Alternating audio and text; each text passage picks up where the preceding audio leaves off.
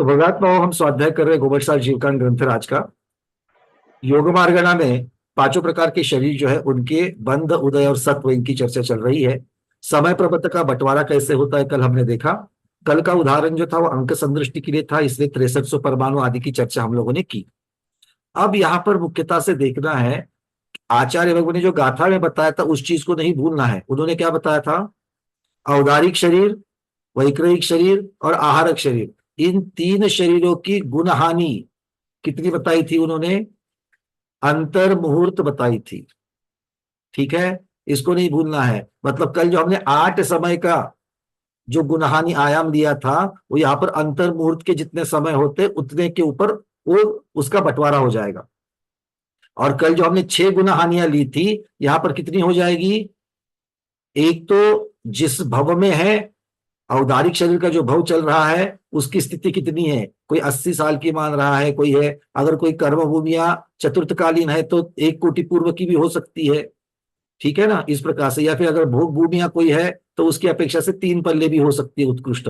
तो जिस जीव का जो भव है, मनुष्य और तिर्यंश का, औदारिक शरीर का, उस शरीर की स्थिति के समय बना करके उसको अंतर मुहूर्त के समय से अगर हम लोग भाग दे देंगे तो जितनी संख्या आएगी उतनी गुणहानियां, उसका नाम होगा नाना गुणहानि, और उतनी गुणहानियां उस जीव के पूरे भव में होगी। ठीक है, ये बात समझ में आई। और जो बाकी के जो 2 शरीर बचे हैं, कौन सा शरीर बचा? तेजस शरीर और कार्बन शरीर। इनकी गुणहानि आयाम कितना है? पल्य का असंख्यातवा भाग। इसके जितने समय होते हैं, मतलब असंख्यात समय होते हैं, उतनी बड़ी उनकी गुणहानि होगी। तो एक गुणहानि मतलब जो तेजस शरीर है, लंबी गुणहानि का मतलब क्या होता है? लंबी गुणहानि का मतलब क्या होगा? कौन बता पाएगा? कल जो हमने पढ़ा, जितनी गुणहानि लंबी, उसका अर्थ क्या होता है? अभी तो अंतर्मूर्त के समय और पल्ले के असंख्यात विभाग समय है ना। तो अगर हम चर्चा करेंगे तो तेजस शरीर, कार्बन शरीर की गुणहानि लंबी आती है, तो वो लंबी का अर्थ क्या लेना? हाँ, वनिता धीरावत दीदी। दीदी रिकॉर्ड आप बटन आपको लगाना है, तभी समझ में आएगा। जल्दी से बोलिए। वो तेजस और कार्बन शरीर की नौकर्म इतनी धीरे धीरे कम खिलेगी लंबे समय तक। देखो, धीरे धीरे खिलने का तो सवाल ही नहीं है। और जो खिलने की चर्चा कर रहे हैं वो उदय की अपेक्षा से होगी, उसका चर्चा पूरा नहीं होगी। बंद होगा भैया जी। बंद जो होगा वो धीरे धीरे नहीं, एक समय प्रबंध की चर्चा चल रही है, क्योंकि गुणहानियां जो बनेगी वो प्रति समय प्रबंध की बनेगी, है ना। चलिए, शिवराज मेरा दीदी, लंबी गुणहानि का अर्थ क्या होता है? जैसे तेजस शर्मा, तेजस शरीर की 66 सागर अगर उसकी ये है स्थिति है, तो पहले मनुष्य भव में 100 साल, फिर देवगति में गए वहां वो तो ठीक है दीदी, उसका कोई संबंध नहीं है, वो तो कोई बात नहीं। वो 66 सागर तक वो जो रह जाएगी, कोई बात नहीं है। 66 सागर की होगी तो जितनी लंबी होगी, जैसे कार्बन शरीर की वगैरह होगी, उतनी नाना गुणहानियां जो है उनकी उस प्रकार से बन जाएगी। एक गुणहानि अंतर मुहूर्त की जगह पल्ले के असंख्यात विभाग लंबी है, तो उसका अर्थ क्या होता है? अर्चना दीदी। जितनी शरीर की स्थिति ज्यादा होगी उतना उनका गुणहानि आयाम बड़ा होगा। अरे भाई, हम आपको पूछ रहे गुणहानि आयाम बड़ा है, उसका अर्थ क्या निकालना? अच्छा, गुणहानि आयाम बड़ा है उसका। तो अंतर्मूर्त की जगह पल्ले के असंख्यात भाग प्रमाण है। मीनाक्षी दीदी। औदारिक आदि 3 शरीर की एक भव की अपेक्षा, और ये वो कार्बन और तेजस की दूसरी भव की अपेक्षा। कोई बात नहीं, ये भी ठीक है, ये भी आपका कोई निषेध नहीं है। बट यहां पर हम कह रहे हैं, अगर हम 2 शरीरों की तुलना करें, एक की शरीर की गुणहानि बड़ी है, गुणहानि लंबी समय की अपेक्षा, कालावधि की अपेक्षा अगर गुणहानि लंबी है, तो अर्थ क्या होता है विके जैन साहब?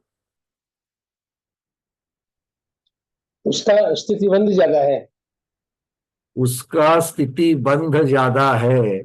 चलिए, और इसका निषेध नहीं करता भैया, और थोड़ा सा एक गुणहानि की अपेक्षा, क्योंकि स्थिति बंध तो बहुत बड़ा हो जाएगा। हमें एक गुणहानि की चर्चा चल रही है, एक गुणहानि का आयाम लंबा है, बस इतनी सी बात है। सुनीता बज दीदी। नमस्ते महाराज जी। वंदा भी माता जी। वंदना भैया। भैया उनके अन्य राशि का प्रमाण बढ़ जाएगा। वो सारा गणित का विषय तो हो गया। अरे आप मुख्य चर्चा को छोड़ करके सारे उत्तर दे रहे हो आप लोग। हाँ अनिता पाड़े दीदी। उनका उत्कृष्ट संचय ज्यादा होगा। अरे उत्कृष्ट संचय की भी बात, एक गुणहानि में कहा उत्कृष्ट संचय है? उत्कृष्ट संचय तो अंत में होगा। चलो अब एक बात हम आपको पूछ लेते हैं, गुणहानि का अर्थ क्या होता है? कल क्या व्याख्या लिख के दी है गुणहानि की? पहले निषेक के द्रव्य से कम होते होते होते होते वो निषेक का द्रव्य आधा होने तक उसे गुणहानि कहा है।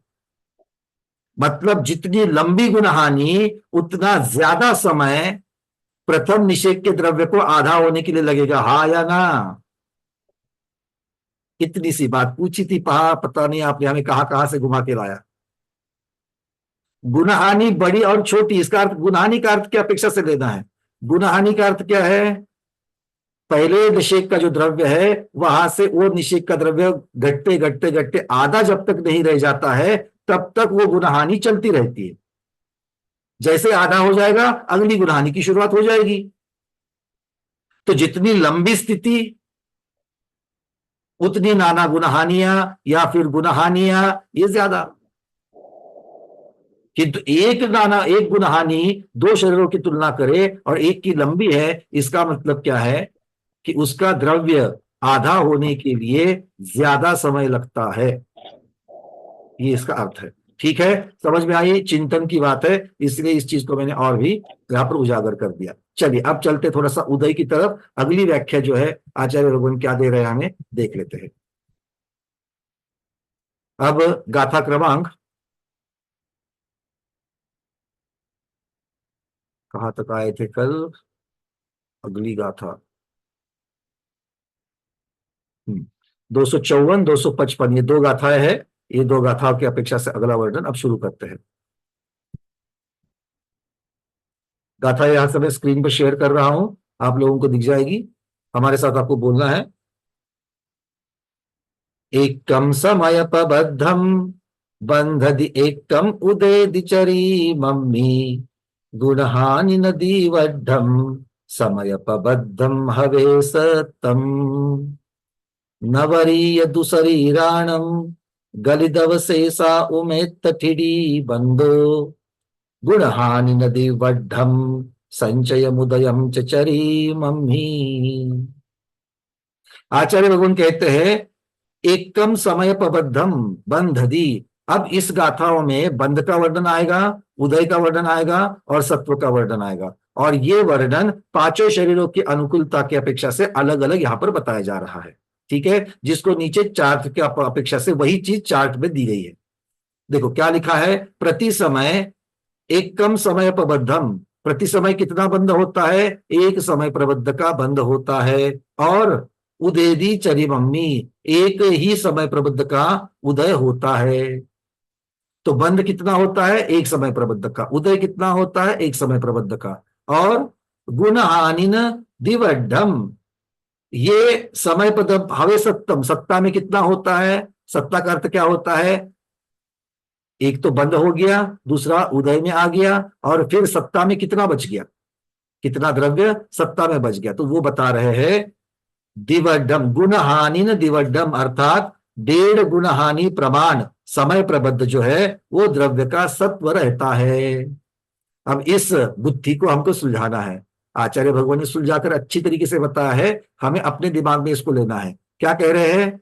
बंधने का द्रव्य एक समय प्रबद्ध का, उदय का द्रव्य एक समय प्रबद्ध का, और इसको होने के बाद सत्ता में कितना रहेगा? बोले 1.5 गुणहानि रहेगा। समय प्रबद्ध का 1.5 गुना रह जाएगा। बात समझ में आ रही है? वनिता दिरावा दीदी, आपने पूछा था, आज ये प्रकरण आ रहा है यहाँ पर। ठीक है, सबको प्रश्न समझ में आ गया? एक समय प्रबद्ध का अर्थ क्या होता है?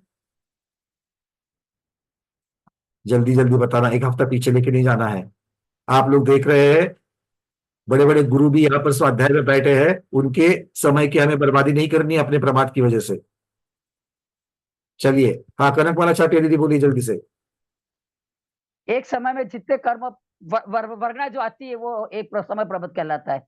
एक समय में जितनी जितनी भी वर्णा आती जितनी वर्गणा शरीर वर्ग नो कर्म या कर्म वर्गना आत्मा के साथ बंध को प्राप्त होती है वो समय प्रबद्ध कहलाती है। अब एक उदय कितना हुआ, उदय में भी एक समय प्रबद्ध हुआ, तो समय प्रबद्ध मतलब एक समय में कितना मटेरियल चला गया, जितना बंधा था वो चला गया। तो भी कह रहे हैं कितना बचा, 1.5 गुना बचा। ठीक है, कोई प्रश्न तो समझ में आया? कुछ अचरज लग रहा है कि नहीं लग रहा है? ऐसा घर में होता है क्या? जितनी कमाई करके लाते हैं, महीने में जितनी कमाई होती है, और फिर खर्चा भी अगर उतना ही करो तो बैंक में सेविंग 1.5 गुना होती है क्या? जितना कमा के लाए थे उतनी नहीं होती ना, पर यहां पर होती है।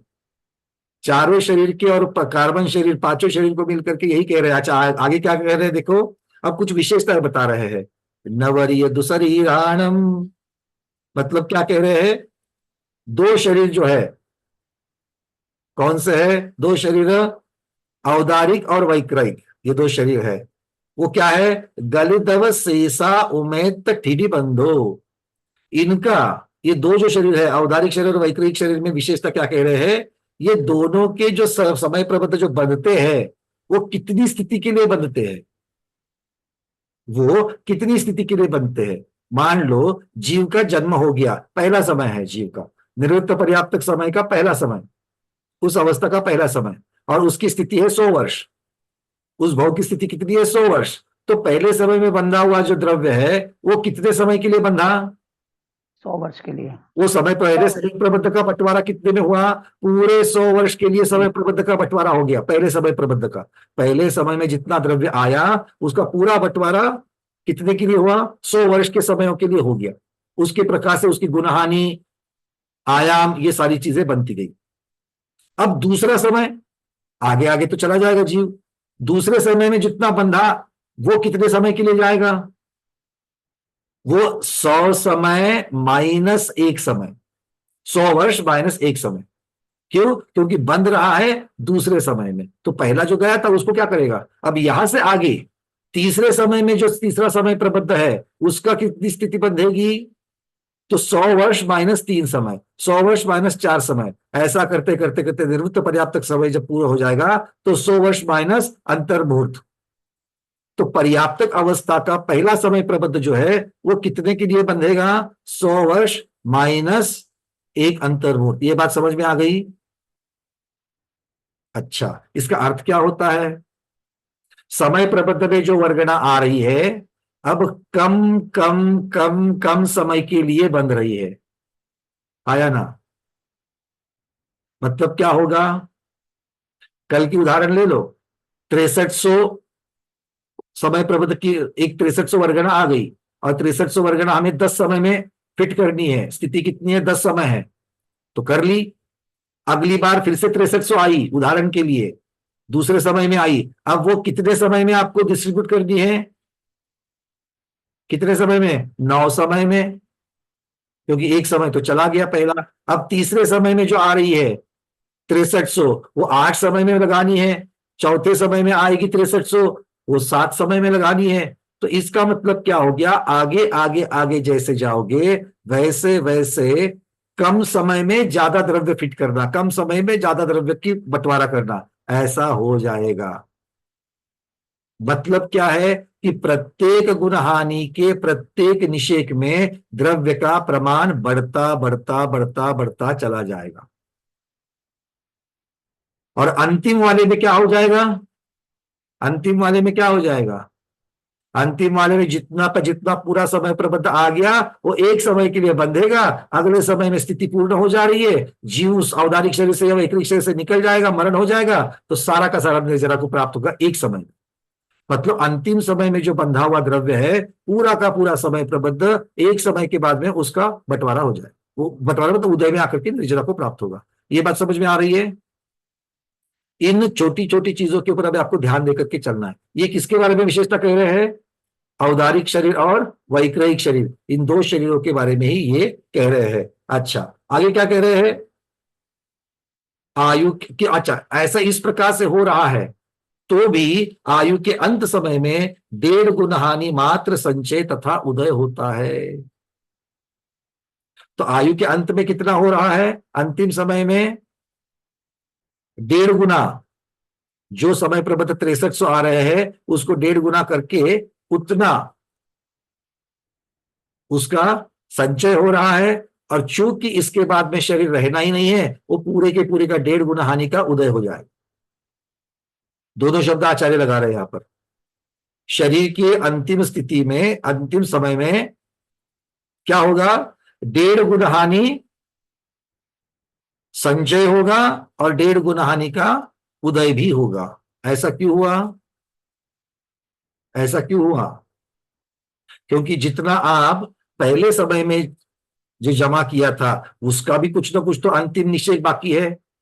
कल के त्रिकोण में देखेंगे तो 9 का आंकड़ा आ रहा था ना, 9 द्रव्य, 9 परमाणु के द्रव्य जो है अंतिम में, छठी गुणहानि का जो अंतिम निषेध है वो कितना था?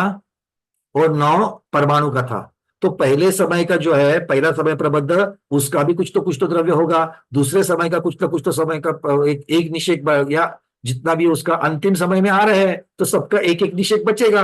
किंतु जैसे जैसे आगे आगे समय प्रबद्धों में जाओगे वैसे वैसे निषेध के द्रव्य बढ़ते जाएंगे, है ना? क्योंकि जैसे जैसे आगे आगे समय प्रबद्ध आया था, एक एक निषेध में ज्यादा द्रव्य गया था, क्योंकि कम स्थिति में उतना ही द्रव्य फिट करना था। इसका मतलब क्या हो गया कि अंतिम समय में जब हम शरीर के आ जाएंगे तब सबसे ज्यादा वहां पर क्या होता है? संचय होता है। अच्छा, संचय करके क्या होगा? अगले समय में मरण होने वाला है उस भव का। मतलब जितना भी 1.5 गुना हानि, 1.5 गुना जितना भी वहां पर संचय हुआ है वो सभी के सभी उदय में आकर के निर्जरा को प्राप्त हो जाएंगे, ऐसे आचार्य भगवान कह रहे हैं। ठीक है, अब इसका विस्तार और जो विशेषार्थ दिए हैं उनकी अपेक्षा से यहां पर ये चार्ट बना है। सबसे पहले तेजस और कारमान, ये 2 शरीर का लगाया है। क्या है देखो, प्रति समय एक समय प्रबद्ध बनता है और एक समय प्रबद्ध ही उदय में आता है। सत्व का यहां पर लिखा नहीं है। क्यों? सत्व का क्यों नहीं लिखा है? क्योंकि सत्व के बारे में कोई विशेष स्थिति नहीं बनती है, क्योंकि एक भव में तो इनका पूरा नहीं होना है, अलग अलग भवों में पूरा होना है, और इनकी जो स्थिति बननी है। और ये तेजस और कारमान शरीर कब से लगे हुए हैं जीव के साथ? अनादिकाल से लगे हैं। मतलब जब हम इस भव की चर्चा करते हैं तो पहले से उसके समय प्रबद्ध बनते आए हैं और हमारी सत्ता में है ही है कि नहीं है? अभी कारमान शरीर के कितना सत्ता में है हमारे? अभी कारमान शरीर के कितने परमाणु सत्ता में है हमारे? कोई है कि नहीं? हमारे आत्मा में कुछ लगा है कि नहीं लगा है? अरे अनंत अनंत अनंत अनंत, सोच नहीं सकते, इतने लगे हुए हैं। तो पहले से आए हैं और उसमें फिर नए बनते ही जा रहे। इसीलिए तेजस और कारमान, ये दोनों के लिए सत्व के बारे में कोई विशेषता नहीं की है, वो हमेशा बने ही रहते हैं। कब तक बने रहेंगे? कब तक बने रहेंगे? 14वें गुणस्थान के अंतिम समय तक बंधे रहेंगे। 14वें गुणस्थान के अंतिम समय तक बंधे रहेंगे, और उसके बाद में जब मोक्ष होगा तब एकदम से दोनों के साथ में छुटकारा मिल जाएगा। अनादिकाल से लगे हैं, छुटकारा मोक्ष के समय ही मिल जाएगा। अब ये 2 शरीर तो हो गए, अब बचे हुए 3 शरीर की चर्चा करते हैं। औदारिक और वैक्रिक के बारे में आगे भी चर्चा करी। बनता कितना है? एक समय प्रबद्ध बनता है। बंधता कितना है? एक समय प्रबद्ध बंधा। किंतु उदय में कितना आएगा? पहले समय में एक निषेध, दूसरे समय में दूसरा निषेध, तीसरे समय में तीसरा निषेध, चौथे समय में चौथा निषेध। ये पहले प्रति समय जो पहला बंधा है उसकी चर्चा चल रही है, दूसरे वाले की उसके हिसाब से आगे आगे आगे आगे होती जाएगी। इसलिए आचार्य भगवान यहां पर कह रहे हैं कि प्रति समय एक एक निषेध उदय में आना, ये औदारिक और वैक्रिक शरीर की अपेक्षा से वर्णन। तो सत्ता में कितने रहे? अच्छा, अंतिम समय में कितने उदय में आएंगे? पहले उदय को पूर्ण करते हैं। तो जब तक अंतिम समय में नहीं आते हैं तब तक तो एक एक निषेध उदय में आते जा रहा है, एक एक निषेध उदय में आते जा रहा है। उसको आप किसी अपेक्षा से समय प्रबद्ध कह सकते हैं, क्योंकि बहुत सारे समय प्रबद्ध में से थोड़ा लेकर के एक साथ में निर्जरा को प्राप्त हो रहा है, उदय को आके निर्जरा को प्राप्त हो रहा है। मतलब ये एक किसी अपेक्षा से समय प्रबद्ध ही है। बंधा भी एक समय प्रबद्ध, गया भी एक समय प्रबद्ध, किंतु गया कैसा? प्रत्येक समय प्रबद्ध की अपेक्षा से निषेध बाई निषेध चला गया। ठीक है, और अभेद रूप से देखा जाएगा तो एक समय प्रबद्ध चला गया प्रति समय में उदय में। सुन लीजिए, जितना समझ में आता है उतना ठीक है, बाद में चर्चा तो करनी ही है गणित के द्वारा। और आज बहुत बड़ा गणित करना है, जो एक पेज के ऊपर नहीं आता है, एक फाइल में नहीं आता है, इतना बड़ा गणित करना है आज। ठीक है, चलिए। और सत्ता में कितना होगा, तो चरम समय में जितना उदय में आया 1.5 गुना हानि, उतना ही अंतिम समय में उसका सत्व जो है वो हमेशा बना रहता है। चरम समय में कुछ कम, यहां पर एक बात कह ली इन्होंने, क्या कह दिया, 1.5 गुना हानि। तो भाई आपने अभेद रूप से मोटा मोटी में कह दिया था, किंतु साक्षात में 1.5 गुना हानि से थोड़ा सा कम जो है वो यहां पर सत्ता में रहता है। अब इसका अर्थ क्या, अच्छा एक आहार को भी देख लेते हैं। आहार के बारे में क्या कहते हैं, आहार का एक समय प्रबद्ध प्रति समय बंध होता है, और उदय में कितना आता है, एक समय प्रबद्ध आता है, और अंतिम समय में जितना भी सत्व बना हुआ है वो सत्व के साथ में 1.5 गुना हानि के साथ 1.5 गुना जो है वो निकल जाता है। 1.5 गुना और 1.5 गुना हानि एक ही अर्थ यहां पर ले लेना। ठीक है, एक गुना हानि कितनी की है, आहार की एक गुना हानि कितनी की है, अंतर मुहूर्त की है। तो अंतर मुहूर्त के समय को 1.5 गुना कर लेना, 1.5 टाइम्स मल्टीप्लाई कर देना। 1.5 गुना समझते हो सब लोग, हाँ। 1.5 शहाना तो समझते कि नहीं समझते हो, किसी किसी को हम कह लेते हैं 1.5 शहाना है, मतलब जो नॉर्मल रहता है वो 1 शहाना, और उसके 1.5 गुना शहाना रहता है, उसको ये 1.5 गुना मतलब अति शहाना बोलते हैं उसको। अरे 1.5 शहाना बड़ा कॉमन वर्ड है, ठीक है ना। चलो, तो इसका भी सत्व जो है वो चरम समय में कुछ कम 1.5 गुना हानि समय प्रबद्ध रहता है। अब इसको समझ लेते हैं, कल के उदाहरण के द्वारा ही हम इसको समझ लेते हैं। कल गुना हानि कितनी थी, कल गुना हानि कितनी थी, कल के उदाहरण में 8 समय थी, तो उसका 1.5 गुना कितना होता है, 12 होता है। ठीक है, और उसको समय प्रबद्ध 1.5 गुना क्या करना है, समय प्रबद्ध करना है, तो 1.5 गुना समय प्रबद्ध कितना होगा। चलो गणित करो, लिखो अपनी अपनी कॉपी में लिखो, अगली अंक समदृष्टि। अब क्या लिखना है, इसका टाइटल क्या लिखेंगे, इसका लिखना है शरीर के सत्व में, शरीर के सत्व में 1.5 गुना हानि समय प्रबद्ध।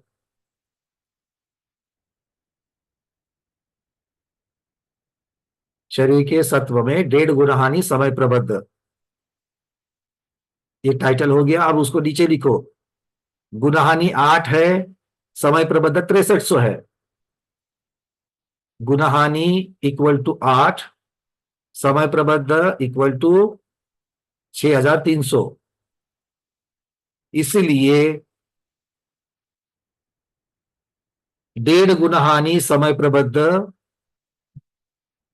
अब कितना आ गया गणित करके बताओ, मैं करके रेडीमेड बताता हूं आपको।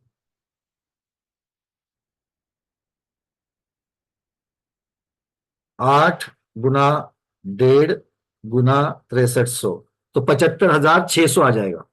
कितना आएगा, लिखिए, इक्वल टू 75,600 परमाणु।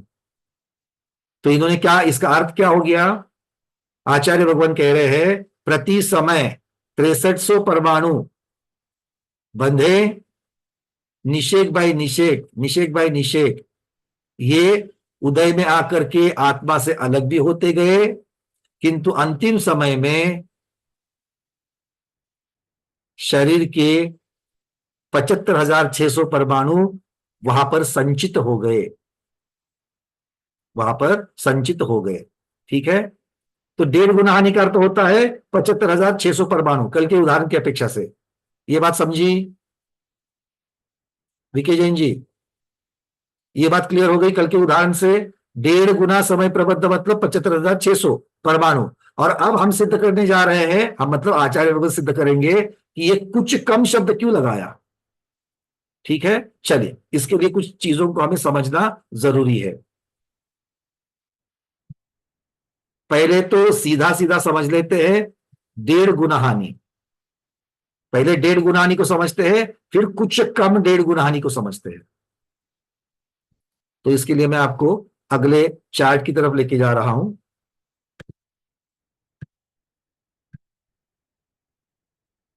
ये तो सारी आप चित्रों को आप समझते हो कि नो कर्म का बंटवारा कैसे होता है, कर्म का बंटवारा आबादा काल के बाद में कैसे होता है। चलिए, अब हम यहां पर उदाहरण कार्बन शरीर का ले रहे हैं। किसका ले रहे हैं? कार्बन शरीर का। अब उस 75,600 को थोड़ी देर तक के लिए पीछे रखना। अब हम जो बता रहे हैं पहले उसको समझ लो। अच्छा, एक काम कर लेते हैं, पहले ये 75,600 वाला मामला निपटा देते हैं, उस चीज को ले लेते हैं। ठीक है, चलो। तो पहले कुछ कम डेढ़ हानि जो है उसको समझते हैं।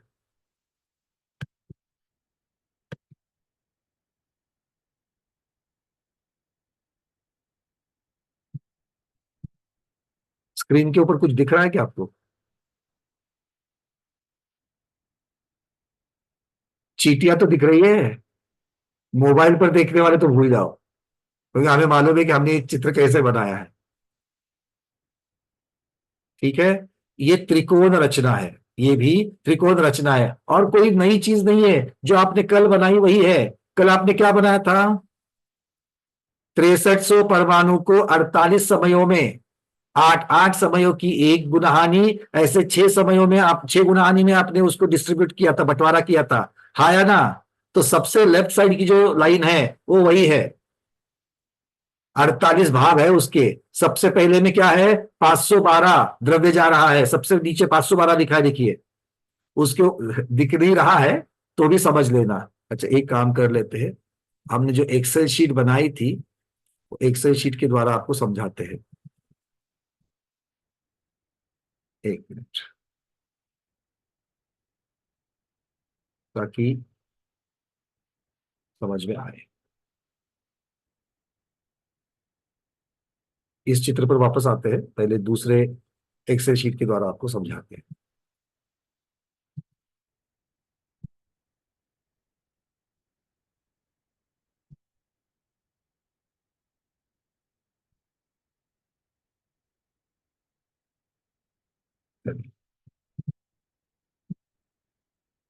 स्क्रीन शेयर कर रहा हूं यहां से।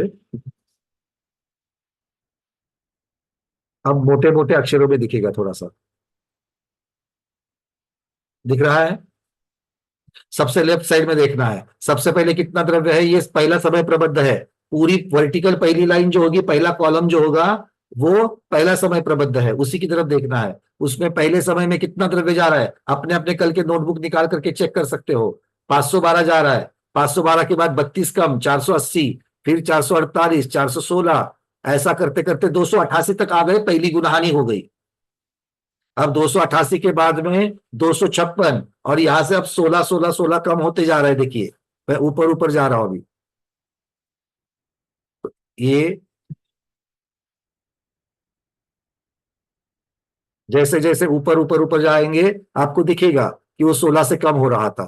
ठीक है, अब 256 से तीसरी गुनहानी 128 से शुरू हो रही है। आपने नोटबुक में भी चेक कर लेना, तीसरी गुनहानी 128 से शुरू हो रही है ना? अरे नोटबुक है कि नोटबुक कल के साथ में बंद हो गई, बंधन के साथ? जिनवानी माता की जय बोल करके बंधन तो नहीं चढ़ा दिया कल? नहीं नहीं, चलो ठीक है, ठीक है। अब 128 के बाद में अगली गुनहानी 64 के ऊपर चालू हो रही है। यहां पर सिर्फ अलग अलग गुनहानी नहीं दिखाई है आपको, उसी तरीके से पहले समय से लेकर के 48वें समय तक जाते जाते ये 48वां समय जो है वो आपको यहां पर आगे चलकर ये 9 तक आ गया। अंतिम निषेक 9 का था ना? अंतिम निषेक 9 का था। ठीक है, तो पहला समय प्रबंध 9 का पूर्ण हो गया। ये पहले समय प्रबंध की रचना कर ली। कितने समय में रचना की? एक समय में रचना कर दी। कितना बंटवारा? एक समय में कर दिया। अभी तक आत्मा से द्रव्य बाहर नहीं गया है, अभी तक आत्मा से द्रव्य बाहर नहीं गया है, पहले समय में सिर्फ ये बंटवारा हो गया। अब अगले समय में क्या होगा? चलिए फिर से नीचे, अगले समय। अब अगला समय मतलब एक समय आगे से चालू हो जाएगा, फिर यहां से 6300 परमाणु आएंगे, उनका बंटवारा फिर से हो जाएगा, उनका बंटवारा फिर से हो जाएगा। अब वो कैसे होगा? ये भी चलते चलते चलते चलते जाएंगे, किंतु वहां पर देखो अंतिम समय में, इस समय प्रबंध का अंतिम समय में, पहले समय प्रबंध का जब 9 खिर रहा था, तब इस समय प्रबंध का कितना खिलेगा उस समय में? चूंकि इसका अंत वाला पूरा नहीं होगा, उसका अंत और एक आगे है, इसलिए क्या हुआ, वहां पर 10 ही परमाणु खिले हैं, 9 परमाणु बच गए। ये 9 परमाणु कहां पर बच गए? उस अंतिम समय वाले में बच गए। ठीक है, क्योंकि हम एक लाइन को जब लेकर के चलते हैं कि एक स्थिति यहां पर पहले समय प्रबंध जहां पर पूर्ण होता है, उसके आगे जो बचे हुएंगे, अब ऐसे आगे मतलब आगे तो कुछ है ही नहीं है, शरीर तो वहां पर खत्म होने वाला है, तो कितने बचे वो समझने के लिए जो जो यहां पर बचे उसको हमने आगे लाल कलर में लगा दिया। और ये त्रिकोणाकार रचना क्यों बन रही है? ये भी क्योंकि एक एक समय आगे जा रहा है, वैसे एक एक समय आगे आगे आगे भी जा रहा है। ठीक है, क्योंकि एक एक समय प्रबंध की रचना है। भाई बातें समझ में आ रही कि नहीं आ रही है? नहीं? चिंतन किया कि नहीं किया? बोलो ना। चिंतन करोगे तो समझ में आएगा, चिंतन नहीं करोगे तो समझ में नहीं आएगा। और चिंतन क्या किया ये आपको बताना पड़ेगा। जो लोग कह रहे कि हमें समझ में नहीं आ रहा है, चिंतन क्या किया? चलो किससे शुरुआत करेंगे? ये चीज आपको जो है, आपको हमने 2 पेजेस पर अलग अलग करी है।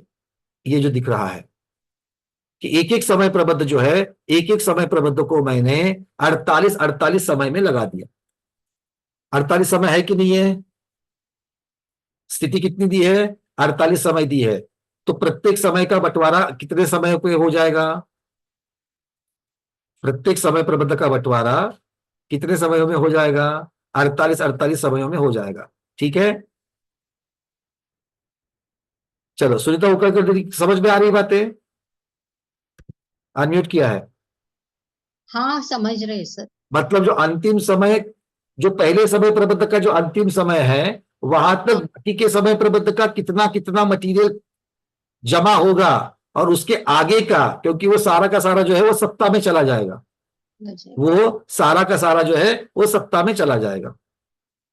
ठीक है, इसीलिए आपको आगे जो है लाल कलर में जो दिखाया गया है, ये प्रत्येक का समय प्रबंध है। नीचे से जब देखते हुए आएंगे तो आपको दिखेगा कि ये ऐसे एंगल में जा रहा है, त्रिकोण में जा रहा है। क्यों जा रहा है? क्योंकि एक एक समय आगे है। एक समय में बंदा है क्या? अगले समय में बंदा है। अगले समय में बंदा तो फिर पहले वाला समय उसका खाली हो गया। जब तीसरे समय में जो बंदा है उसके पहले 2 समय खाली है, क्योंकि उसकी शुरुआत ही तीसरे समय से है। हाँ या ना? देखो भाई, एक व्यक्ति है, उसका ब्याह हो गया और 25 की उम्र में उसको बेटा हो गया। 25 की उम्र में बेटा हो गया, तो उस बेटे ने यहां से आगे पिताजी की उम्र और 50 साल है।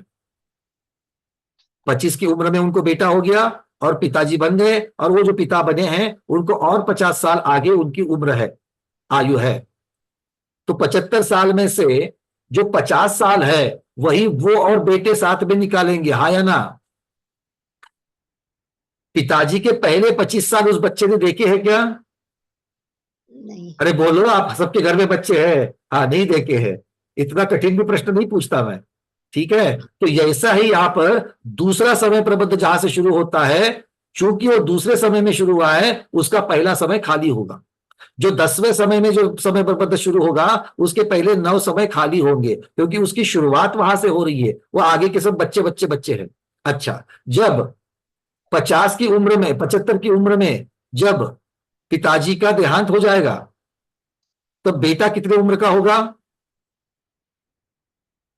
50 साल का होगा ना? बेटा 50 साल का होगा, किंतु बेटा और भी तो जिएगा कि नहीं जिएगा? जिएगा। तो यहां पर यही बात कह रहे हैं कि पिताजी क्या है? पहला समय प्रबंध है। पिताजी क्या है? पहला समय प्रबंध है। तो पहला समय प्रबंध जहां पर खत्म होगा, वहां पर दूसरे समय प्रबंध का अभी भी सत्व बचेगा कि नहीं बचेगा? बचेगा। उसकी अभी भी आयु बचेगी कि नहीं बचेगी? क्योंकि पहला समय प्रबंध कौन है? पिताजी। वो कब खत्म हो गए? 75 साल में खत्म हो गए। तो बेटा जो है, वो बेटा भी 75 साल की उम्र लेकर के आया, ऐसा समझ लो, क्योंकि हम समान लेकर के चल रहे हैं। तो बेटा पैदा कब हुआ? 25 साल की उम्र जो पिताजी की थी तब हुआ। तो पिताजी के साथ में वो कितना रहा? 50 साल। पर उसके अभी भी 25 साल बाकी है कि नहीं उसके आयु के? बाकी है। अब ये जो बेटा है, उस बेटे को जब वो 25 साल का था तब उसको भी बेटा हुआ, मतलब पहले समय प्रबंध का पोता हो गया। अब वो पहले समय प्रबंध का पोता कब हुआ? पहले समय प्रबंध की अपेक्षा जब 50 की उम्र थी तब। दूसरे समय प्रबंध की बेटे की उम्र 25 थी, तब जाकर के नया तीसरा ये पोता पैदा हो गया है। ठीक है ना? अब जब पहला समय प्रबंध खत्म हो जाएगा 75 साल के साथ, तो दूसरा समय प्रबंध जो है, बेटा जो है वो 50 साल का है, और जो तीसरा समय प्रबंध है वो 25 साल का है। आया ना? मतलब 75 साल के बाद में बेटे की और 25 साल की उम्र बाकी है और पोते की और 50 साल की उम्र बाकी है। तो अगर मैं कहूं कि पहला समय प्रबंध जब खत्म हो गया, तब दूसरा, तीसरा, चौथा, पांचवा, छठा, सातवां, आठवां, आगे की सारी पीढ़ियां जो है, जो 75 साल वाली आई है, वो उनकी कुछ ना कुछ तो आयु बचेगी कि नहीं बचेगी? जब पहले समय प्रबंध का देहांत हो रहा है तब। आ गई बात समझ में? वैसे यहां पर 48 समय के बाद में पहला समय प्रबंध का देहांत हो रहा है। दूसरे का कब होगा? एक समय के बाद, क्योंकि वो शुरू ही एक समय लेट हो गया था। तीसरा और एक समय लेट, चौथा और एक समय लेट, पांचवा और एक समय लेट। इस प्रकार से उनके कर्म परमाणु कितने, हमें 9 कर्म परमाणु कितने हमको वितरित करने हैं? उतने ही करने हैं, 6300 ही करने हैं। इस अपेक्षा से जब इस यंत्र को, इसे यंत्र कहते हैं, इस यंत्र में जब सारी ये चीजें भरी जाती है तो हमें वो इस प्रकार से दिखता है। तो ये लाल लाल कौन से है? ये लाल लाल वर्ण में यहां पर जो आंकड़े दिखाए हैं वो पहले समय प्रबंध खत्म होने के बाद के हैं। ठीक है? अपने उदाहरण में 75 साल के बाद के हैं। तो इनकी अगर जो लाल वाले हैं उनकी अगर मैं टोटल कर लूं, अच्छा ये कितने बनाया आपने? टोटल कितने बनाए भैया? ये कितने बनाए होंगे? 48 समय है। तो 48 समय के 48 समय प्रबंध बनेंगे, हाँ या ना? 48 समय के 48 समय प्रबंध बनेंगे। चलिए अब यहां पर देख लेते हैं कि ये ऊपर के जो लाल, अब यहां से आगे ये सारे लाल वाले ही है।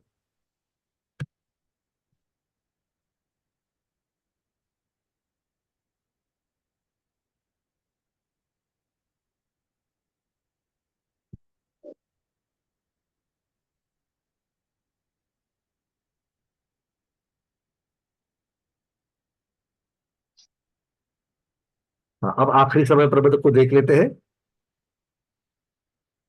जब पहला समय प्रबंध पूर्ण हुआ तब आखिरी समय प्रबंध का सिर्फ एक ही यहां पर बना हुआ है। एक उसका कितना बचा है? खाली 512 इतना ही बचा हुआ है, और वो भी खिर जाएगा। अब देखो ये जितने भी लाल में हुए हैं ऊपर, इनकी अगर हम टोटल करेंगे, तो मैंने टोटल कहां पर की है? ये राइट साइड में करी है।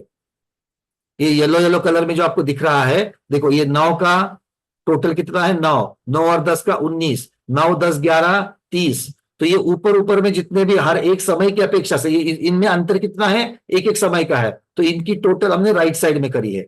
ठीक है? तो ये राइट साइड में कि ये सारे के सारे जो लाल कलर में जितने आंकड़े, जितना द्रव्य बचा है, उसकी अगर हमने टोटल करी तो वो टोटल आ गई 71,304। ये टोटल कितनी आई?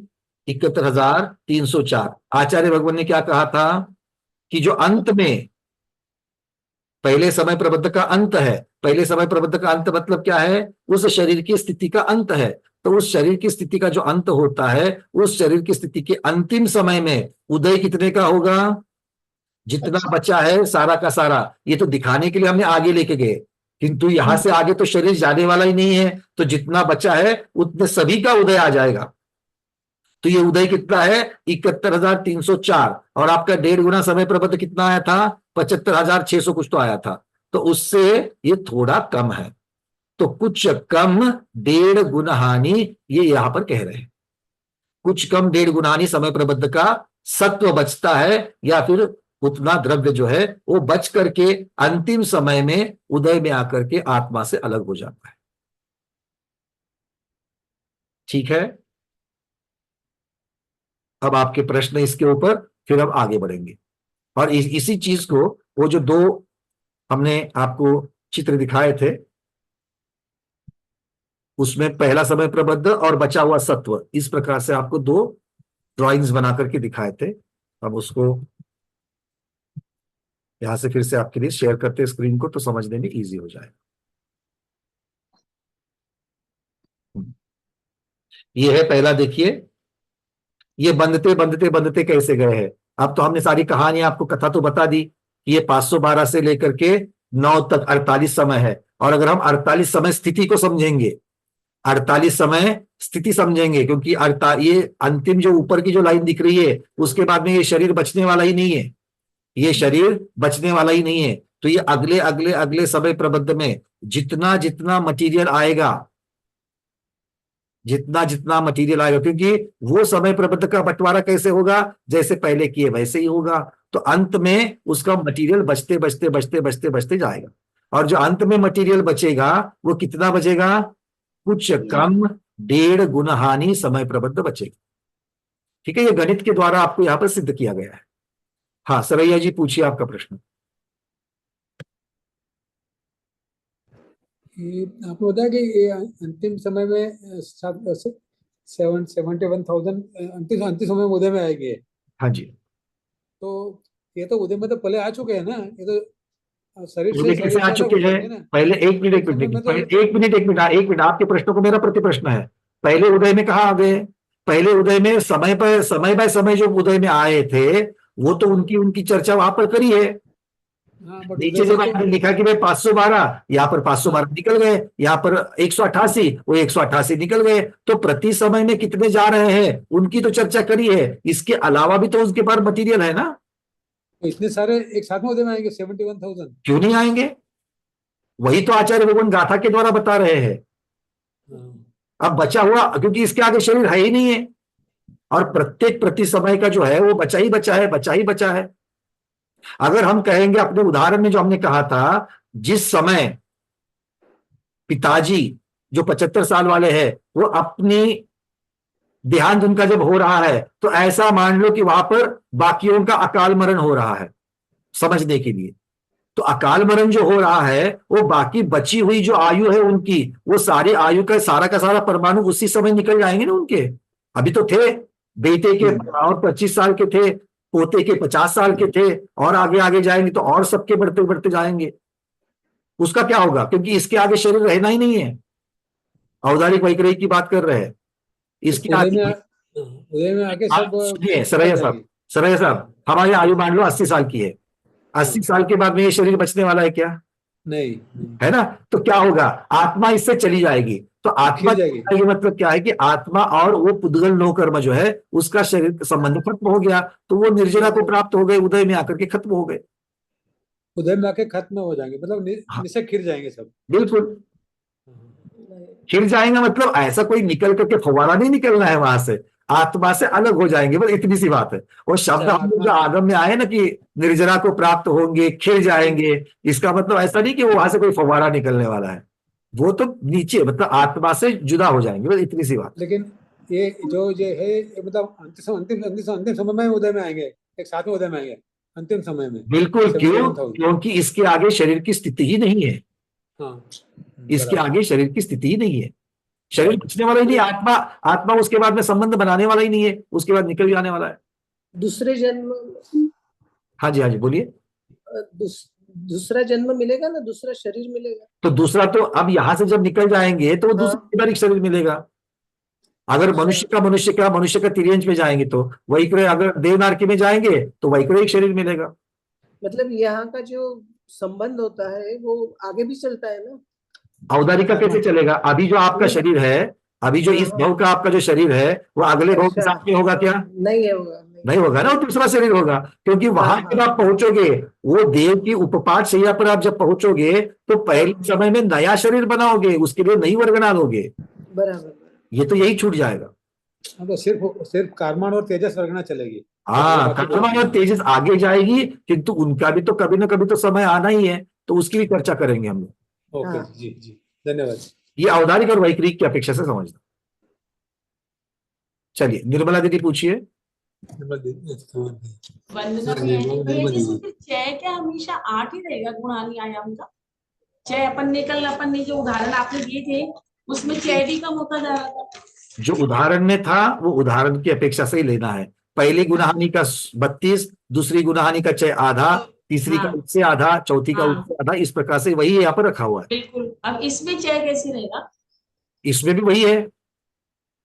तो अपन तो इसमें नाना गुणानी इक्वल टू 6 और गुणानी आयाम इक्वल टू 8। अब अपन जब 48 हम सोच रहे कि 48 पूरा बनाएंगे, हाँ। तो उसको फिर वहां पे कैसे लाएंगे ये पूछा। तो कल हमने लाया था वैसे ही लिखना है। पहली गुनाहानी का लिखेंगे तो दूसरी का उसके ऊपर लिखना है, तीसरी का उसके ऊपर लिखना है, चौथी का उसके ऊपर, तो टोटल 48 समय के लिखने हैं। कल हमने एक के बाजू में एक ऐसे चार्ट बनाए थे, 8 के 6 कह रहे थे, अब 48 का पूरा एक ही बनाना है। तो 48 का एक बना देंगे, लेकिन वहां पर 6 उसी हिसाब से लाएंगे जो उसने आधा किया उधर। 8 का 6 किया है, 6 का जो आधा किया है वैसे। बिल्कुल वही, क्योंकि उसमें वो बदलने वाले हम कौन है, वो तो प्रक्रिया ही ऐसे होती है। तो लास्ट से लेकर के संख्या ऊपर तक टॉप तक वही चली जाएगी, फिर वो वापस नीचे से चालू हो जाएगी। बिल्कुल, किंतु जो नीचे से जब चालू होगी एक समय आगे आगे सरक करके फिर चालू होगी। हाँ हाँ हाँ, वो तो समझ गया। तीसरा जो है और एक समय आगे सरक करके फिर हाँ, वो आ गया। ठीक है, चलिए बहुत बढ़िया। वंदना। सुनीता दीदी आपने हैंड रेस किया।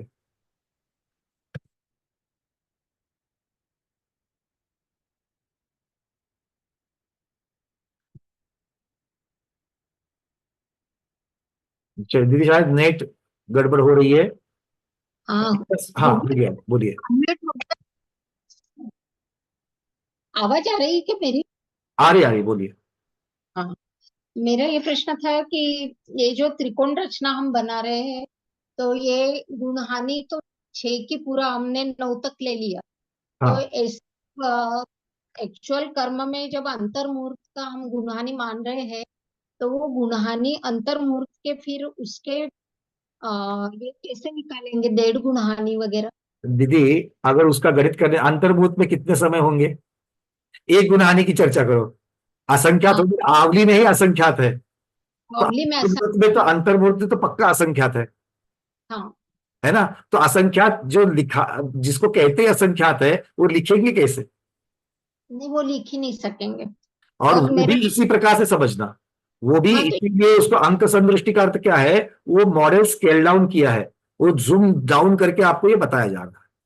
हाँ सर, मेरा ये प्रश्न था कि ये जो 1.5 गुणहानी कुछ कम हम पकड़ रहे हैं, तो ये विसर्ग सोपचे से कुछ आएगा क्या द्रव्य? ये तो ऑलरेडी बन चुके हैं, क्योंकि जब तक समय प्रबंध नहीं बना तब तक तो विसर्जोपचय था। जिस समय समय प्रबंध बना उस समय वो नौकर्म बन गया, पूरा नौकर्म बन गया। हाँ, क्योंकि परिवर्तित हो गया ना वो, तभी तो समय प्रबंध कहेंगे। बंधने वाले वर्गणाओं की संख्या समय प्रबंध। हाँ, तो अंतिम समय में जो समय प्रबंध बनेगा, तो उसमें पिछले समय प्रबंध से बचे हुए भी आएंगे क्या? बिल्कुल आएंगे, बिल्कुल आएंगे। और यही तो बात है कि जब शरीर नष्ट होगा तो उसके अंतिम समय में 1.5 गुना समय प्रबंध की संख्या के 1.5 गुना मटेरियल वहां पर द्रव्य होगा, वो एक साथ उदय में आएगा और निकल जाएगा। क्योंकि जो उदय में आएगा, आप कह रहे हो जो सत्व में है वही उदय में आएगा, इसलिए अंतिम समय में सत्व में भी 1.5 गुना है, कुछ कम 1.5 गुना है, उदय में भी कुछ कम 1.5 गुना आ जाएगा, और सारा का सारा एक समय में निपटारा हो जाएगा। और ये समान अनुभाग वाले लेने हैं क्या भैया? अनुभाग की चर्चा ही नहीं है यहाँ पर। अच्छा, ठीक। ये सिर्फ प्रदेशार्थता की अपेक्षा से है। घिरने के हिसाब से पूछ रही थी मैं, यानी घिरने की बात करेंगे तो उदयावली में बात करोगे तो स्थिति की अपेक्षा से वर्णन आ जाएगा। अब एक निषेक जो है वो एक पहले समय प्रबंध का जो निषेक है और 10वें समय प्रबंध का निषेक उस समय में जो खिल रहा है, हो सकता है कोई असाता का हो, कोई साता का हो, दोनों एक साथ जब उदय में आएंगे तो किसका दौर चल रहा है उस प्रकार से संक्रमित होकर के आएंगे। गोमटसार कर्मकांड इसके आगे लगाना है, ये सिर्फ प्रदेश की अपेक्षा से, द्रव्य की अपेक्षा से वर्णन चल रहा है। ठीक है, चलिए फिर वहां पर अनुभाग तीव्र है कि कम है, उदय में आने के बाद जो फल देगा उसके सबकी चर्चा इसके आगे चालू हो जाएगी। पहले परमाणु कितने आएंगे उदय में, इसकी चर्चा चल रही है, प्रदेश की अपेक्षा से वर्णन सारा चल रहा है। ठीक है, चलिए अर्चना दीदी। भैया जी, ये जो ऊपर से नीचे जो टॉप लाइन जा रही है जिसमें 512 फिर लास्ट में 9 आ रहा है, हाँ तो ये पहला समय प्रबंध जो हमने छह उसमें बनाया तो उसमें ये सब आ गए ना एक में। हाँ, आ गए ना। पहले समय प्रबंध में आ गए, दूसरा समय प्रबंध भी 6300 का ही आ रहा है, तीसरा भी हाँ 6300 का ही आ रहा है, तो उस सब की गुणहानि वो और जो डिस्ट्रीब्यूशन बंटवारा वैसे ही होगा। तो ये हमने तो कल जो बनाया 6300 का एक ही बनाया था मतलब ना। एक ही समय प्रबंध का था ना, 6300 क्या थे, समय प्रबंध की वैल्यू 6300 थी ना। तो वो तो एक लाइन में आ गई ना, ये दूसरी लाइन में तो फिर 6300 की समय प्रबंध आ गया ना। कल हमने सिर्फ एक समय प्रबंध की अपेक्षा से समझ लिया था, पढ़े थे हम लोग। अब वो एक पर ऐसा तो है नहीं, एक को समझेंगे ताकि ये प्रति समय बंधने वाले हैं, तो प्रति समय में बंधने के बाद शरीर की स्थिति तक कैसे पहुंचोगे? शरीर की स्थिति पहुंचने के लिए एक एक समय का निश्चय निकालते निकालते जाना पड़ेगा ना। मतलब कल हमने जो 6 वाले बना के फिर लास्ट में एक बड़ा वाला जो ट्रायंगल बनाया था जिसमें 512 से लेकर पूरे 9 तक गए थे, वो हाँ। इस एक लाइन में आ गया। वो फिर ट्रायंगल मतलब एक लाइन है इसकी। हाँ वही वही वही वही मैं समझ। फिर दूसरे समय का जो 512 से जिसमें 18 बच रहे हैं, 10 बच रहे हैं, वो दूसरे समय का समय प्रबंध आ गया पूरा। अच्छा, ऐसा हो गया ना, इसलिए 48 समय कैसे सुनो, थोड़ा सा फर्क हो जाएगा, थोड़ा सा फर्क हो जाएगा। क्यों? क्योंकि हमने यहाँ पर समझने के लिए वो जो बचा हुआ द्रव्य है वो सत्व में डाल दिया, बचा हुआ द्रव्य सत्व में डाल दिया, बचा हुआ सत्व, पर वहां पर साक्षात में देखा जाएगा तो वहां पर शरीर की कोई स्थिति है ही नहीं है। जो अभी हमने लाल बनाए थे वहां पर शरीर की स्थिति है ही नहीं है, और आपको यहाँ पर 6300 परमाणु जो आ रहे हैं वो 48 नहीं 47 समय में आपको फिट करने हैं, दूसरा समय प्रबंध की चर्चा करोगे तो इसका मतलब क्या है कि प्रति निषेक के द्रव्य जो है वो बदलते जाएगा, किंतु वो इतना कॉम्प्लिकेटेड होगा और हम लोग उसकी गिनती नहीं कर पाएंगे, इसलिए उसकी गिनती नहीं करी है। पहला समय प्रबंध 512 से 9 तक का है, 6300 की गिनती है। दूसरा समय प्रबंध हो सकता है 514 से लेकर के और कुछ हो जाएगा। क्यों? क्योंकि आपको 48 की जगह पर 47 समय में आपको इनको फिट करना है। और ऐसा ही देखो 10 समय प्रबंध के बाद में क्या होगा, 10 समय प्रबंध के बाद में आप 6300 परमाणु जो है वो आपको 38 समय में फिट करने हैं। मतलब प्रति समय आने वाला द्रव्य बढ़ेगा कि नहीं बढ़ेगा? बढ़ेगा। और इसका अर्थ ये होता है कि नीचे नीचे वाले जो सारे के सारे जो समय है वो अगर प्रति समय के साथ में वो निषेक खिल जाएंगे तो भी जो अंतिम समय में खिलने वाला जो निषेक है उसमें जो ज्यादा जो द्रव्य आया है, पहले समय प्रबंध का 9, दूसरे का हो सकता है 10, तीसरे का हो सकता है और भी ज्यादा, चौथे का, पांचवे का, इस प्रकार से जब करेंगे तो वो कुछ कम 1.5 गुना समय प्रबंध ही पाया जाएगा। ये ऊपर वाली टॉप मोस्ट लाइन बची हुई जो सबसे लास्ट वाले द्रव्य हैं वो है उनका योग आ जाएगा, ऐसा ना? वो योग 71,800 जो भी दिया है यहाँ पर 840 वो उतना हो जाएगा। हाँ वही पढ़ने में थोड़ी दिक्कत हो रही थी, इधर से पढ़े कि इधर से पढ़े। अगर इसको लॉजिक अगर इसका देख लेंगे कि भैया पहला समय प्रबंध है, दूसरा समय प्रबंध है, तीसरा है, चौथा है, क्योंकि यहाँ पर कैलकुलेशन नहीं कर सकते हैं इसलिए हमने उतना ही रखा और बचा हुआ द्रव्य जो है वो बचा हुआ द्रव्य अलग कलर से दिखा करके ये सत्ता में है, ये सत्ता में है, ऐसा बोल करके उसकी टोटल करी। जी जी समझ में आया। ठीक है, या तो बचा हुआ लाल कलर का अंतिम समय में खिल जाएगा, क्यों? क्योंकि वहां पर शरीर की स्थिति ही नहीं है तो वो अंतिम समय में खिल जाएगा, ऐसा समझ करके भी आप कर सकते हैं। तो दोनों तरीके से कर सकते हैं। जी भैया जी। चलिए वनिता दीदी। भैया ये इनकी आबादा काल तो पढ़ते नहीं थी, निश्चय रचना उसी समय हो जाती जब बनते हैं तब। अभी तक मैंने 4-9 कर्म की अपेक्षा से आपको बताया और उसमें भी मुख्यतः से औदारिक वैकरिक की अपेक्षा से बताया है। अब कार्बन के लिए अलग से मैं दे दूंगा क्योंकि वहां पर आबादा की भी चर्चा करनी पड़ेगी, इसमें हमने आबादा की चर्चा नहीं करी है क्योंकि बंधने के पहले समय से ही निषेक खिलना चालू हो गए। ठीक है, तो ये जो चार्ट है आपका ये 9 कर्म की अपेक्षा से लगा लेना। अभी इसके आगे और एक चार्ट में बताऊंगा वो वाला जो है वो कर्म की अपेक्षा से लगा। बहुत अच्छा भैया, अच्छा समझ में आ गया।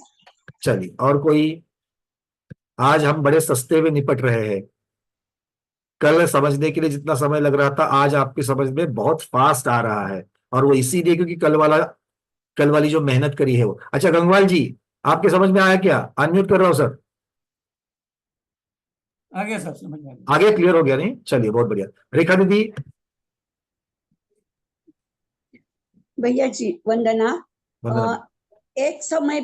एक समय प्रबंध का कल हम लोगों ने निकाला, वैसा 48 समय का निकाल के वो आखिर में जितना 48 समय का नहीं, 48 समय प्रबंध का निकाला, ऐसा कहो। हाँ, 48 समय प्रबंध का, तो सबका निकाल के जो सत्व में पड़ा है वो सबका निकरा, जो खीरा हुआ भी और जो हर एक समय प्रबंध का बचा है वो सब इकट्ठा करके 1.5 हानि गुना है, ऐसा हो।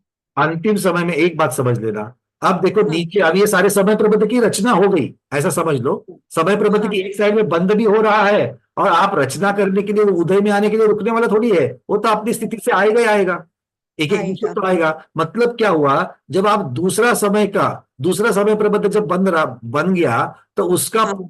उसके पहले समय का 512 और पहले समय प्रबंध के 480, हाँ, तो 480 प्लस 512 ये दोनों मिलकर के खिल जाएंगे।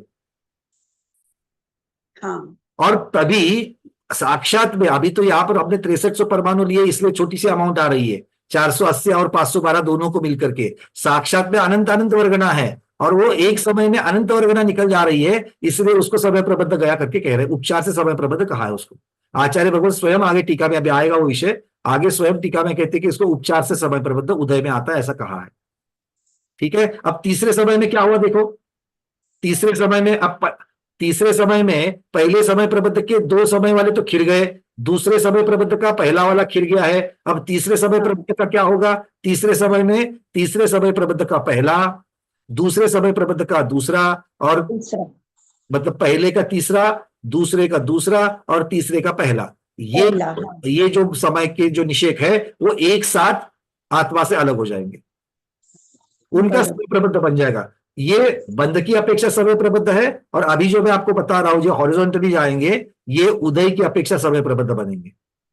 उदय के समय, हाँ। तो अंतिम समय में क्या होगा, हर एक समय प्रबंध का जो अंतिम निषेक है वो अंतिम समय में सारे मिलकर के एक साथ निकल जाएंगे, वो उदय का अंतिम समय का समय प्रबंध हो जाएगा। समय प्रबंध, और उसमें द्रव्य कितना है, समय प्रबंध के 1.5 गुना, कुछ कम 1.5 गुना। हाँ, जो इकट्ठा होगा वो तो 1.5 गुना वो होगा, और उसी समय वो उदय में भी आएगा, खिल भी जाएगा। क्यों, क्योंकि उसके बाद में उसके साथ रहने वाली ही नहीं है। हाँ हाँ, ठीक है, चलिए कुसुम गिरी कलकत्ता। वंदना भैया जी, हाँ, बहुत ज्यादा समझ में नहीं आया, थोड़ा सा क्लियर करना चाहते हो। अभी अगर जैसे आपने बहुत ज्यादा नहीं आया तो हम आज बैठेंगे, पूरा समझ भी जाएंगे, बोलिए। माना एक बंद की अपेक्षा और एक उदय की अपेक्षा। हाँ, अभी बंद की अपेक्षा आपने जैसे बताया अभी तो वो क्लियर हुआ कि पहले समय में 512 निषेक जैसे क्रम से आ रहे हैं हमने पहले गुण आने के, और उसके बाद में दूसरे समय में भी जा रहे हैं तो वापिस 512 भी आ रहे हैं उसके पहले वाले। बिल्कुल, 480 में 512 भी आ रहे हैं। हाँ, उदय की अपेक्षा से जाएंगे। हाँ, 512 भी आ रहे हैं, और फिर दूसरे समय के भी आ गए, और फिर तीसरे समय में जाएंगे तो तीसरे समय के साथ में दूसरे वाले के 480, पहले वाले के 512। नहीं, पहले वाले के तीसरे समय में जितने होंगे वो कितने हैं, अभी 416 है, तो 416, 480, कितने, 448 है तीसरे समय में। हाँ, 448 है, 448, 480, 512। हाँ, ये आएंगे, ये तीनों मिलकर जाएंगे। ये सब आके अगर खिलते ही जाएंगे उसी समय में, हाँ, तो फिर जमा क्या हो रहा है, जमा ऊपर है, माना ऊपर जाते जाते लास्ट में अब लास्ट की गिनती करो। लास्ट माने जितनी हम डेट हमारी जो जितना अंतर्मूर्त का पकड़ो या जैसे 48 समय का पकड़ते हैं हम, हाँ, तो हमारे लास्ट में जैसे हमारे 9 आया, पहले समय प्रबंधक के 9 खिरे। हाँ, पहले समय प्रबंध के 9 आएंगे, 9 आएंगे अंतिम समय में। हाँ, 9 आएंगे। दूसरे के गिन लो कितने आते हैं, हो सकता है कि 10 आएंगे, कैसे, क्योंकि एक समय है ना, एक समय प्रबंध के सारा निषेध करते करते करते 9 तक पहुंच गए, दूसरे समय के चालू हो रहे हैं, तीसरे के भी चालू है, चौथे के भी चालू है। एक मिनट, अंतिम समय किसे कहेंगे, पहले समय प्रबंधक का जो अंतिम समय है उसको अंतिम समय कहेंगे, क्योंकि रचना तो शरीर की स्थिति की अपेक्षा से हुई है। हाँ, ठीक है ना, तो अब इसका मतलब है कि जब 9 निषेक पहले समय प्रबंध के खिरेंगे तब दूसरे समय प्रबंध के 2 समय का वहां पर, अंतिम 2 समय का वहां पर द्रव्य बचा है, हाँ ठीक है। 9 से ज्यादा होगा, जो 9 से ज्यादा होगा, हाँ 9 से ज्यादा, राइट। मतलब 9 और इसके 10 और 9 19। ठीक, पहले समय नीचे का प्रबंध, एक एक प्लेस खाली होते जा रहा है। हाँ, पहले समय प्रबंध के 9 खिलेंगे, दूसरे के 19 खिलेंगे, ठीक है जी। तीसरे के 9 और 11 11 हाँ ठीक है, 30 खिलेंगे। ठीक है। आगे आगे आगे वालों के जो है वो उतने ज्यादा खिलेंगे, तो इन सबकी टोटल जो अंतिम समय में खिलने वाली है उसकी टोटल करेंगे तो वो 6,300 नहीं होती है, वो 71,000। 71,000। तो इसी को उन्होंने 1.5 गुना कह दिया। ये जो हम बंद की अपेक्षा बोल रहे हैं कि उदय की अपेक्षा? उदय की अपेक्षा, ये उदय की, वो तो सत्ता की अपेक्षा होगा ना। फिर नहीं, इसलिए उदय की अपेक्षा। ठीक, नहीं, एक मिनट, बंद की अपेक्षा समय प्रबंध बंधा एक समय में, उदय की अपेक्षा जितना भी आड़ा वाला आपका है, हॉरिजॉन्टल है, वो सभी एक समय में जा रहा है, वो भी समय प्रबंध हुआ, तो उदय की अपेक्षा समय प्रबंध हुआ। तो सत्व की अपेक्षा जो बचा हुआ जो एक्स्ट्रा आपने वहां पर है वो सत्ता की अपेक्षा से है। मतलब पहले सत्व में नहीं जा रहा है, अंतिम में जाते जाते जाते सत्व में जा रहा है। हाँ, पहले वाले से कम सत्व, अंतिम समय प्रबंध का सबसे ज्यादा सत्व, और अंतिम समय प्रबंध का कितना है? 512 के 512। ठीक, उसका पूरा का पूरा वहां पर आ जाएगा। अब पूरा समझ में आ गया?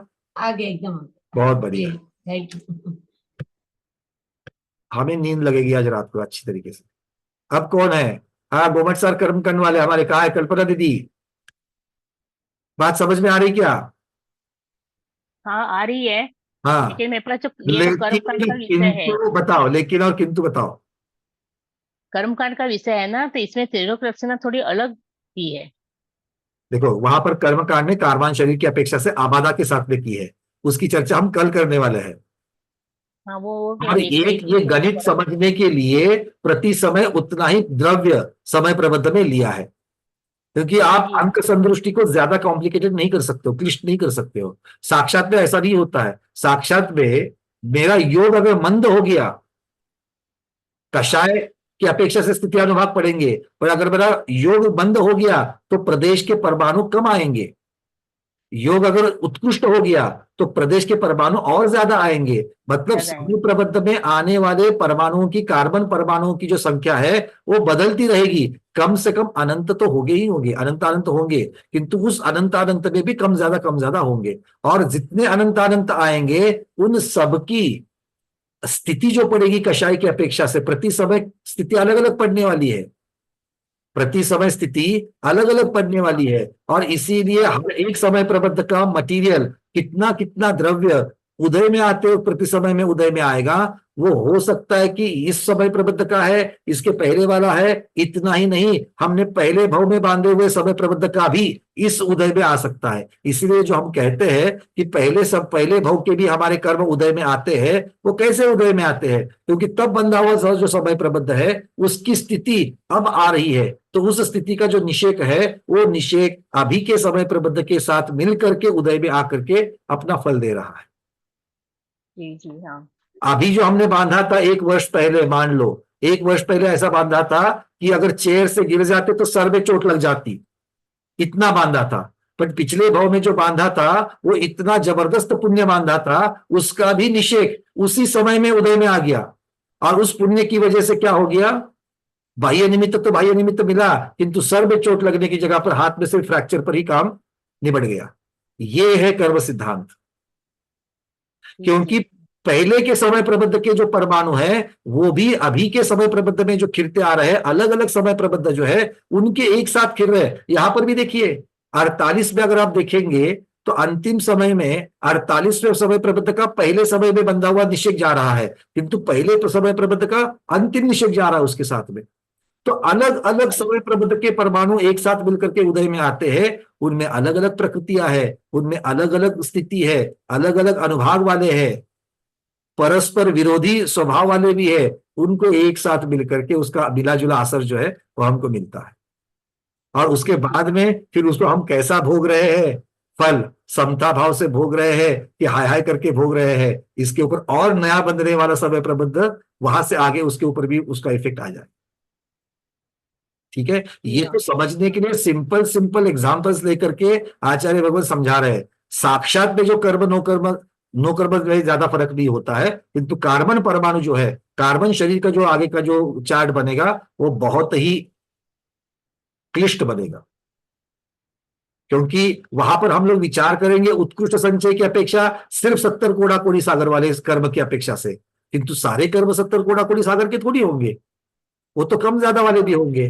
किंतु इस समय उदय में आने वाले सभी के समय प्रबंध जो है, सभी के समय प्रबंध के परमाणु इस समय में आकर के अपना मिला जुला जो असर है, क्योंकि सिर्फ आप समय प्रबंध के परमाणु बोल करके नहीं चलेंगे, वो परमाणु यहाँ पर तो सिर्फ प्रदेशार्थता की अपेक्षा से वर्णन है, किंतु उनके साथ में उनका स्वभाव भी है, तीव्र स्वभाव, मंद स्वभाव, प्रकृति की अपेक्षा से ज्ञान को ढकने वाला है, दर्शन को ढकने वाला है, क्या अंतराय कराने वाला है, क्या मोह में डालने वाला है, क्या मिथ्यात्व में लेके जाने वाला है, वो भी उसके साथ में फल देने वाला है। वो सब आएंगे, एक साथ में आएंगे, सारी चीजें एक साथ आ जाएगी वहां पर। ठीक है, चलिए। जी हाँ। कनकमाला चापिया दीदी क्लियर है? अब देखो, हम सबके तो नाम ले लेकर के गिन गिन के नहीं बताएंगे, है ना। तो आपने आपका चेहरा देख करके आपने चेहरा की एक्सप्रेशन से बता दिया, नहीं भाई आज का तो हजम नहीं हुआ। क्या हजम नहीं हुआ बोलो? ये दिख नहीं रहा, अगर अक्षर अक्षर से दिख रहा है, लेकर के बैठे हम, बताओ सारी चीजें हो जाएगी हजम। वो मतलब हर समय में 512 फिर 480 ऐसे ही लेते जाना है, ऊपर नीचे से ऊपर तक। देखो, बंदनी की अपेक्षा अलग सोचो, उदय की अपेक्षा अलग सोचो, बिल्कुल गुत्थी सुलझ जाएगी।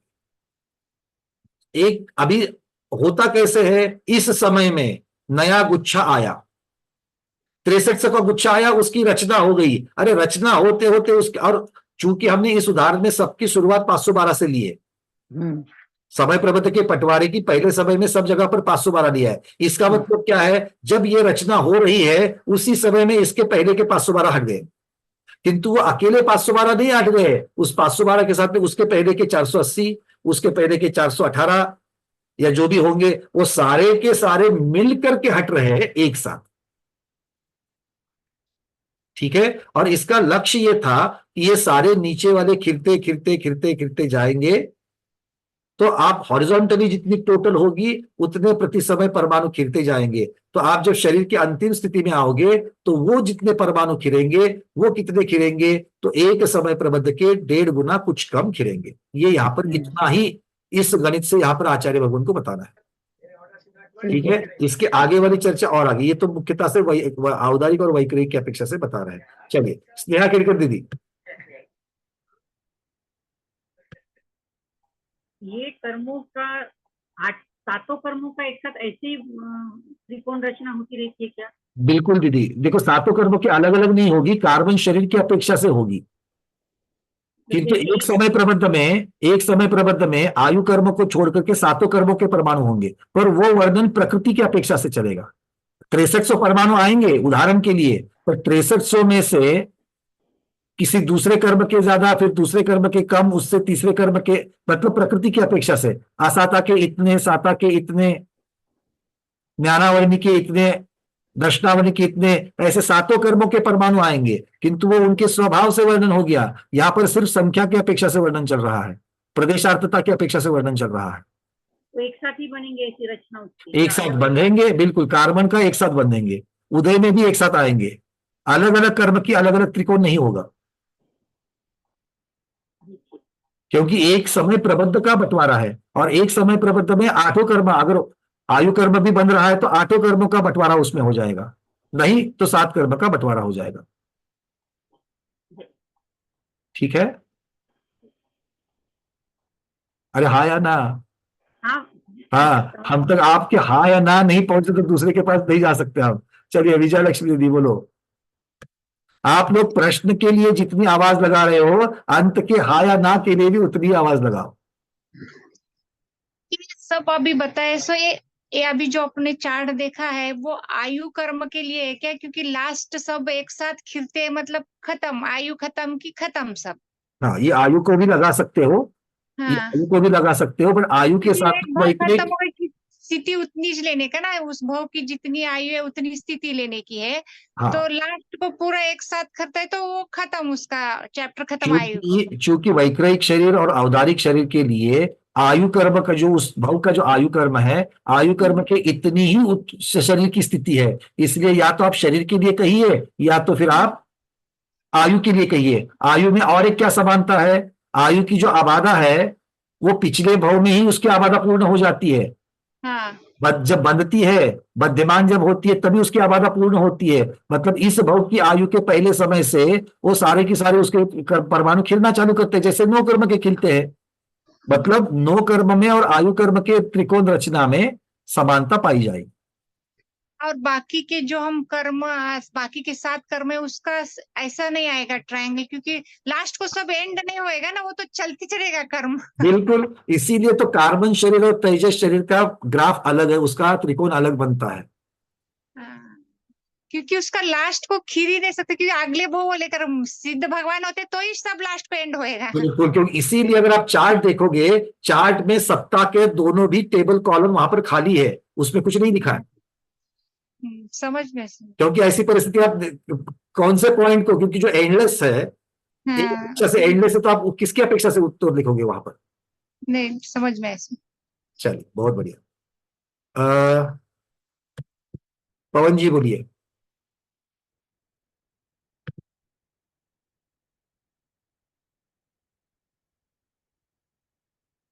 पवन जी अनम्यूट करिए। हेलो। हाँ। अब दूसरे समय, तीसरे समय प्रबद्धता में 512 लिए, ये तो चेंज होंगे ना, ये क्या हो गए? चेंज होगा ना नंबर, ये नंबर चेंज होगा, पर कितना चेंज होगा अभी हमको उसको कैलकुलेट कर सकते हैं क्या? 48 समय का तो हमने बंटवारा कर दिया, 47 समय का कर लो, वो बहुत कॉम्प्लिकेटेड हो जाएगा। इसलिए आचार्य भगवान ने यहाँ पर क्या कर दिया, उतने ही परमाणु की रचना रख करके आगे वाले जो है वो उन्होंने लाल रंग में डाल दिए, और आप लोग अंतिम निषेक के परमाणु निकाल सकते हैं। जैसे पहले में 9 बचा है, दूसरे के 19 बचेंगे, तीसरे के 30 बचेंगे। हाँ ठीक है, एक कैलकुलेशन समझाने के। हाँ, क्योंकि वो इसीलिए है क्योंकि ये चार्ट सिर्फ और सिर्फ कुछ कम 1.5 गुना हानि समझने के लिए है। हाँ नहीं, ये सिंप्लीफाई करने के लिए क्या, ठीक है। हाँ बस उतनी ही बात, ठीक है। चलिए सुनीता दीदी। वंदना भाई, ये जो समय प्रबंध हम पकड़ रहे हैं, ये शरीर नाम कर्म का लेंगे क्या? ये अभी की बात कही वो औदारिक और वैक्रयिक नो कर्म का है। नो कर्म का, औदारिक और वैक्रयिक नो कर्म का चार्ट दिखाया हमने आपको। हाँ। तेजस और आहारक जो है, अब आहारक का क्या है, आहारक की आयु की स्थिति और शरीर की स्थिति दोनों अलग अलग है। तो आहारक का भी मोटा मोटी में ऐसा ही बनेगा।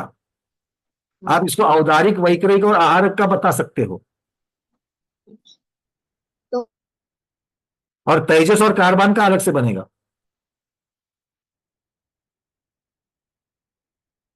दीदी आपका नेट गड़बड़ कर रहा है, तब तक कुसुम दीदी बोलिए। हाँ वंदना भैया, ये जो हम बात कर रहे हैं नो कर्म की, औदारिक शरीर और वैक्रिक शरीर, इन शरीरों की बात कर रहे हैं। और अपने अंत समय में जो 1.5 गुणाणी मात्र जो सत्व, जो द्रव्य प्रमाण जो है सत्व में है, वो इनके अंत में सारा खत्म हो जाएगा कि ये सत्ता में रहेगा? किसका पूछ रहे हैं आप? औदारिक शरीर का, या जैसे औदारिक शरीर का अंतिम समय में, जैसे किसी की 80 साल की उम्र है, 80 साल का अंतिम निषेक, आयु कर्म का जिस समय निकलेगा उसी समय ये औदारिक शरीर के सारे जो कर्म परमाणु है, सभी के सभी समय प्रबद्ध के, पहले समय प्रबद्ध से लेकर के अभी समय प्रबद्ध तक, सभी का बचा हुआ जितना भी है वो सारा एक समय में खिल जाएगा। मतलब कुछ कम 1.5 गुणाणी इसमें सत्ता में नहीं रहेगा? नहीं रहेगी, क्योंकि वो तो अंतिम समय की अपेक्षा सत्ता में कहे, और उदय में आते ही सारा का सारा वो निकल जाएगा, तो उसके आगे कुछ नहीं बचेगा, शरीर ही नहीं बचेगा। ठीक। हाँ दीदी अनम्यूट किया है, बोलिए।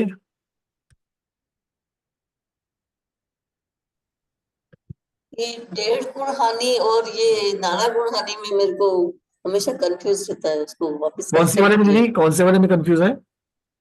डेढ़ गुण हानि और नाना गुण हानि, वो मैं लिख तो बरोबर लेकिन थोड़ा सा मेरे को कम। 1.5 गुना हानि का अर्थ होता है 1 गुना हानि को 1.5 से गुना करना। हाँ ठीक है, 1 गुना हानि का जितनी संख्या है उसको 1.5 से गुना करना। तो अपने यहाँ पर 8 की गुना हानि थी, 1.5 से गुना करने से 12 हो जाएगा। ठीक है, और नाना गुना हानि का अर्थ क्या होता है कि पूरे शरीर की स्थिति में कितनी गुना हानियां बनेगी, कितने सेट बनेंगे। जैसे कल हमने 6 बनाए थे तो नाना गुना हानि की संख्या 6 हो गई। कैसे? 48 समय की टोटल हमारे पास स्थिति है, उसमें 8 समय के सेट बनाने हैं। एक सेट को गुनाहानि कहा, सभी सेट की संख्या को मिलकर के नाना गुनाहानि कहा।